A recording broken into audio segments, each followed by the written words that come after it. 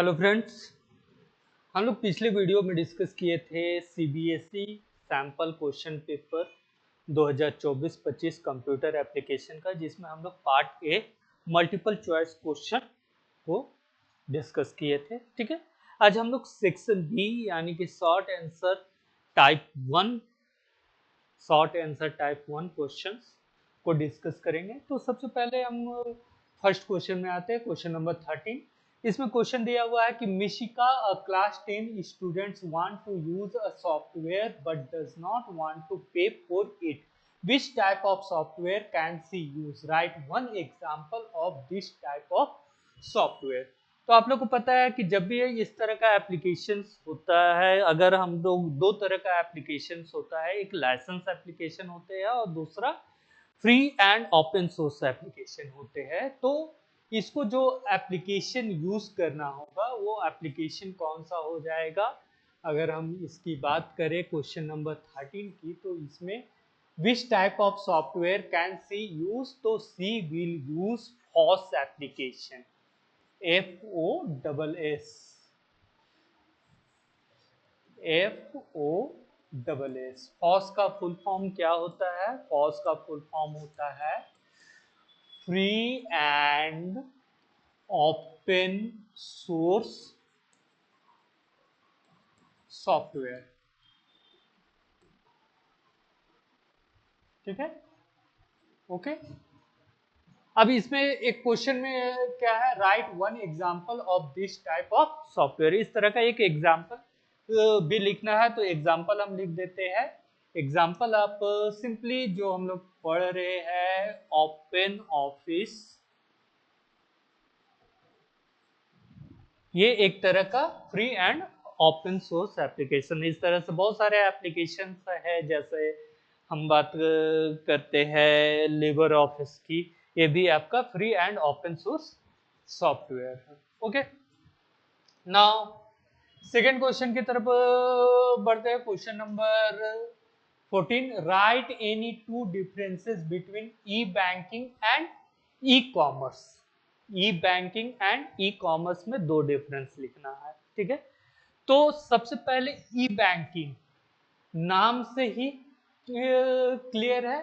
अगर हम बात करें ई बैंकिंग की, तो ई बैंकिंग बेसिकली किस लिए यूज होता है? बैंकिंग सेक्टर में अगर हमको कोई काम करना है तो ई बैंकिंग हो गया। ठीक है, और अगर हम ई कॉमर्स यानी कि जो भी कॉमर्शियल एक्टिविटी होता है वो हम लोग ई कॉमर्स साइड में। तो पहला डिफरेंस क्या हो गया कि e banking works in banking sector whereas e commerce work in commercial activity. ठीक है, अब दूसरा डिफरेंस ई बैंकिंग। तो ई बैंकिंग में क्या होता है, अगर हम कोई किसी भी यूजर की बात करें तो यूजर क्या कर सकता है कि अपना, अगर हमें अपना बैंक अकाउंट जो है वो घर बैठे एक्सेस करना है तो हम ई बैंकिंग की मदद से कर सकते हैं। और ई कॉमर्स, अगर हमको कोई भी कॉमर्शियल एक्टिविटी, जैसे हमको कुछ प्रोडक्ट को परचेस करना है या प्रोडक्ट को सेल करना है, तो वो ई कॉमर्स की मदद से कर सकते हैं। तो दूसरा डिफरेंस क्या हो जाएगा? दूसरा डिफरेंस हो जाएगा e-banking allow the user to access their bank account from any digital devices with internet connectivity, whereas e-commerce allow the user to do the commercial activity like purchasing or selling the product from their homes. ठीक है, from any devices which is connected with the internet. Okay, clear? उसके बाद इसमें हम लोग को option भी मिलता है। अगर हमको ये क्वेश्चन आ रहा है तो इस क्वेश्चन को बनाएंगे, अगर ये क्वेश्चन नहीं आ रहा है तो दूसरा क्वेश्चन भी हम लोग बना सकते हैं। दूसरा क्वेश्चन क्या है? What is e learning? Name any one e learning platform. E learning क्या है? ई लर्निंग बेसिकली एक ऐसी फैसिलिटी है, e learning is the facility through which we can learn something with the help of internet. ठीक है, तो e learning application, किसी भी ई लर्निंग प्लेटफॉर्म का अगर हम लोग बात करें तो मॉडल्स जो है वह एक तरह का ई लर्निंग प्लेटफॉर्म है। इस तरह से आप कोई भी, जैसे बायजूस ई लर्निंग प्लेटफॉर्म है, बहुत सारे ऐसे साइट्स है जैसे, और ठीक है, बायजूस हो गया या फिर फिजिक्स वाला हो गया, ये सब ई लर्निंग प्लेटफॉर्म है जिसकी मदद से हम लोग इलेक्ट्रॉनिकली इंटरनेट के माध्यम से ऑनलाइन रह करके रन कर सकते हैं। Okay, now question number 15, state whether the following statement is true और फॉल्स। ठीक है, तो पहला क्या है, HTML file extension is .tml। तो HTML वेब पेज जब हम लोग बनाते हैं तो HTML का फाइल एक्सटेंशन क्या होता है, या तो .htm होता है या फिर .html होता है, और यहाँ पर हम लोग को क्या दिया हुआ है, .tml। तो ये मेरा क्या हो जाएगा, फॉल्स। ये स्टेटमेंट क्या हो जाएगा, फॉल्स। दूसरा है, row span attribute is used to make a cell span multiple rows. ठीक है, row span attribute is used to make a cell span multiple rows. Row span क्या होता है, मल्टीपल, अगर रो में मल्टीपल सेल को मर्ज करना है तो उसके लिए हम लोग रो स्पैन यूज करते हैं। तो ये क्या हो जाएगा, ऑप्शन मेरा ट्रू। उसके बाद थर्ड नंबर क्या है, unordered list type creates a bulleted list. Unordered list का मतलब ही होता है बुलेटेड लिस्ट, तो ये भी हमारा क्या हो जाएगा, ट्रू। उसके बाद फोर्थ नंबर क्या है, HREF stands for hyper reference. ठीक है, तो हाइपर रेफरेंस के लिए, हाइपरलिंक रेफरेंस के लिए href यूज करते हैं, तो ये भी मेरा क्या हो जाएगा, ट्रू। यानी कि क्वेश्चन नंबर 15 में फर्स्ट हमारा जो है वो फॉल्स है, बाकी सेकेंड, थर्ड, फोर्थ जो है वह क्या है, ट्रू। उसके बाद आते हैं क्वेश्चन नंबर 16 में। ठीक है, 16 में भी आपको दो ऑप्शंस मिल रहे हैं। तो पहला ऑप्शन, पहला क्वेश्चन क्या है, your best friend emails you and tells you that he she has created a web page on an internet site having URL as www.children.com/india/abc.html। अब आप क्या चाहते हैं, now you want to create a link to this web page from your web page, write the HTML code to do this. तो इसके लिए अगर हम HTML कोड देखें तो ये HTML कोड मेरा क्या हो जाएगा, ये बेसिकली HTML कोड हम इसके लिए लिखेंगे A, उसके बाद देंगे HREF hyperlink reference equal to, और इसका वैल्यू इन्वर्टेड कॉमा में दे देंगे www.children children.com oblique INDIA oblique tilde का साइन abc.html, इसको बंद करेंगे और उसके बाद, ठीक है, इसको यहां पर किसी, अब हमको क्या करना है, ये एक टेक्स्ट देना है, तो हम मान लेते हैं इसका टेक्स्ट दे दिए abc.html है, तो इसका नाम दे दिए abc। अब एंकर टैग को क्लोज कर देंगे। तो इसके मदद से हम लोग क्या कर सकते हैं, अपने वेबसाइट में इस वेबसाइट का लिंक क्रिएट कर सकते हैं। ओके, यहाँ पर और में भी क्वेश्चन दिया हुआ है, और में क्या, पहला क्वेश्चन दिया हुआ है, write HTML code to display horizontal line of red colour. तो हॉरिजॉन्टल लाइन के लिए हम लोग क्या करते हैं, हॉरिजॉन्टल लाइन के लिए HR टैग का यूज करते हैं। तो कोड क्या हो जाएगा, HR, और यहाँ पर इसका एट्रीब्यूट हम कलर एट्रीब्यूट यूज कर लेंगे, कलर इक्वल टू रेड। ठीक है, अगर आपको रेड का ये याद है, कलर कोड याद है, तो आप रेड के जगह उसका कलर कोड भी लिख सकते हैं। उसके बाद सेकंड क्वेश्चन दिया हुआ, write HTML code to create a paragraph whose text colour is blue. तो हम लोग क्या कर सकते हैं, इसको दो तरीके से भी लिख सकते हैं, या तो हम पैराग्राफ के टैग के बाद फॉन्ट टैग का यूज कर लेंगे, या फिर CSS का यूज कर लेंगे। तो हम CSS का मदद के ले लेते हैं। ठीक है, तो CSS की मदद के लेकर के हम यहाँ पर लिखेंगे P। ठीक है, style equal to font hyphen colour colon blue, ठीक है। और उसके बाद इसको बंद करेंगे, जो भी पैराग्राफ है लिखेंगे और उसके बाद पैराग्राफ को क्लोज कर देंगे। क्लियर। उसके बाद क्वेश्चन नंबर 17 में आते हैं। क्वेश्चन नंबर 17 क्या है? What is the purpose of HTML forms? HTML forms का क्या है पर्पस है? Write HTML code to create a text box in an HTML form. तो सबसे पहले पर्पस जान लेते हैं कि फॉर्म का पर्पस क्या है।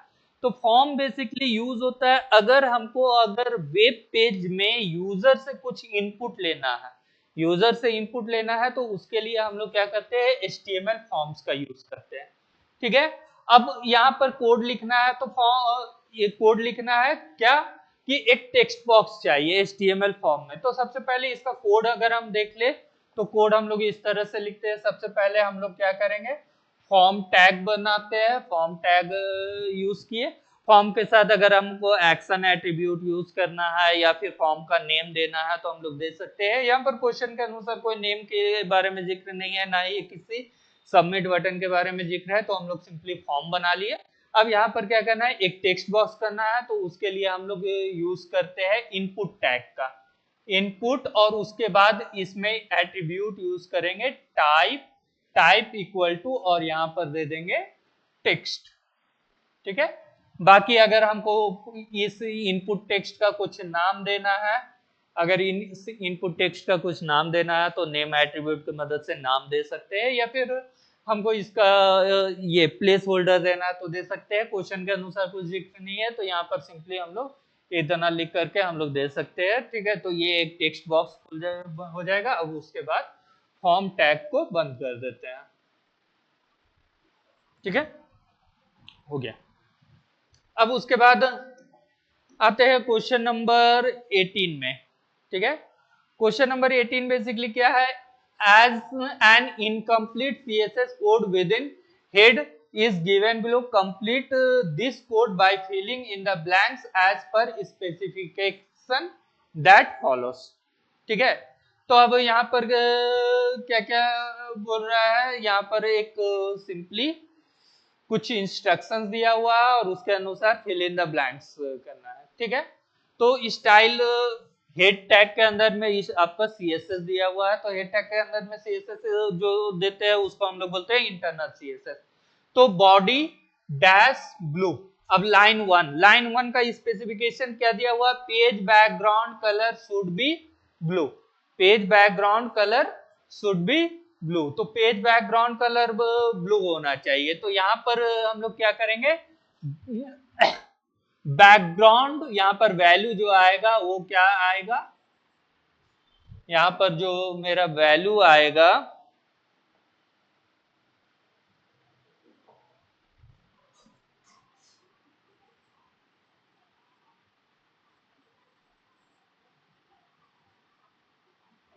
बैकग्राउंड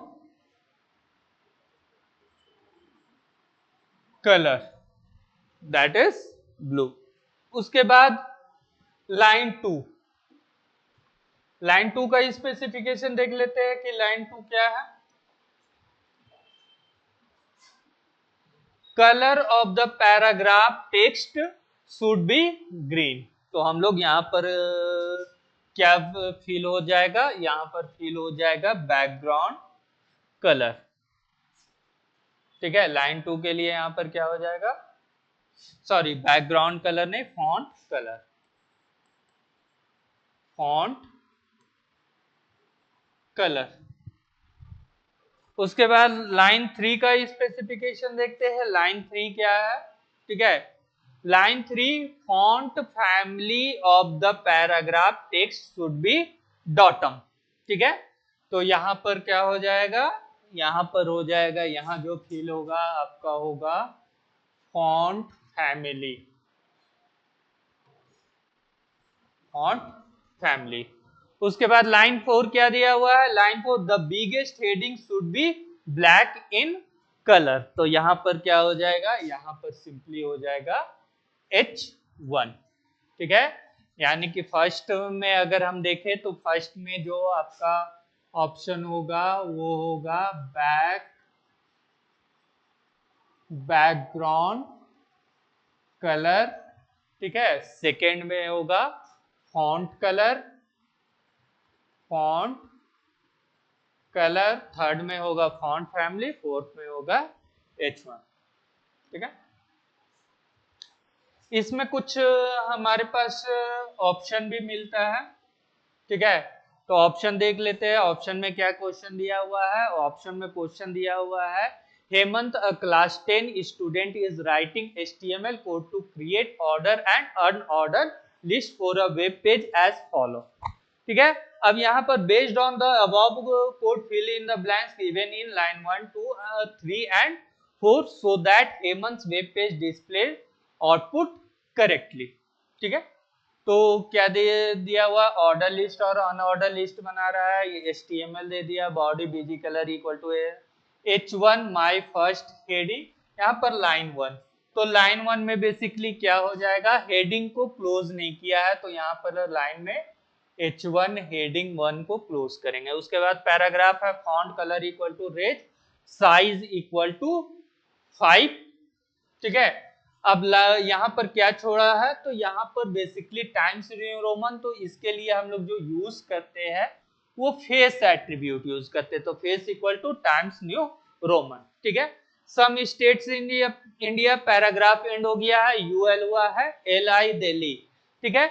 यहाँ पर दिल्ली की लाइन 3 में LI को एंड नहीं किया है, तो यहाँ पर LI एंड हो जाएगा। उसके बाद क्या है, लाइन 4 में, ठीक है, लिस्ट दिल्ली हो गया, मुंबई हो गया, यहाँ पर अनऑर्डर लिस्ट स्टार्ट किया था, अनऑर्डर लिस्ट क्लोज नहीं किया है, तो ये अनऑर्डर लिस्ट क्लोज हो जाएगा।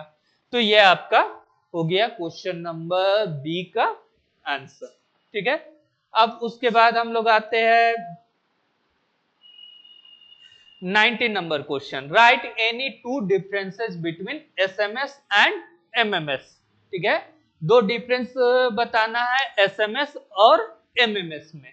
तो पहला डिफरेंस क्या हो जाएगा, पहला डिफरेंस आप दे सकते हैं, सबसे पहले SMS यानी कि शॉर्ट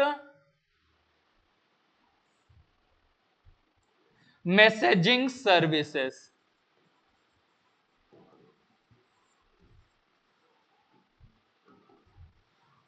SMS और MMS दोनों जो है वो मोबाइल टेक्नोलॉजी से रिलेटेड सर्विसेज है, तो SMS का फुल फॉर्म क्या होता है, शॉर्ट मैसेजिंग सर्विसेज, और जबकि MMS का क्या होता है, मल्टीमीडिया मैसेजिंग सर्विसेज,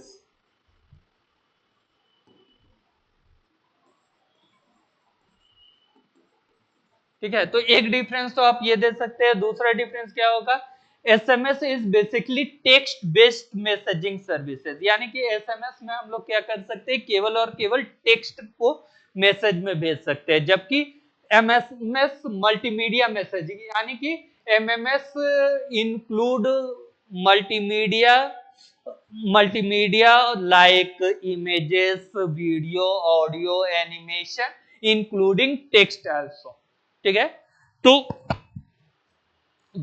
एक और डिफरेंस हो सकता है क्या, कि SMS का जो लेंथ होता है वो फिक्स्ड होता है, जबकि मल्टीमीडिया मैसेजेस का लेंथ जो है वह फिक्स्ड नहीं होता है। तो इस तरह से हम लोग बहुत सारे डिफरेंसेस लिख सकते हैं।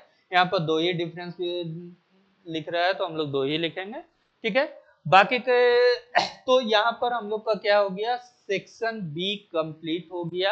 अब सेक्शन सी और D, section C D E जो है वह हम लोग अपकमिंग वीडियो में डिस्कस करेंगे।